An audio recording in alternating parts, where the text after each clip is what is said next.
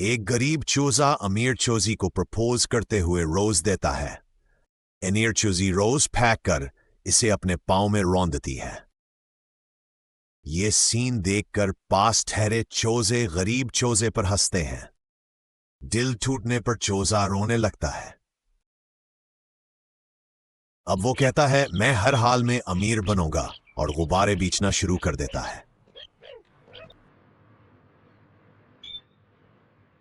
अब वो गुब्बारे बेचकर बहुत से पैसे जमा कर रहा है और फिर शाम को वर्कशॉप पर कार वॉश का काम करता है।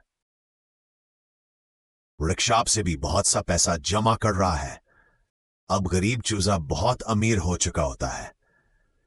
अब वो अपने लिए हैवी बाइक खरीदने वो अपनी न्यू हेवी बाइक तेजी से चला रहा है।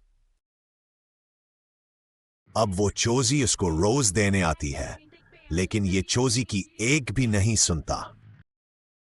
जो चूजे उस पे हंसते थे उसको ऐसा देखकर हैरान होते हैं।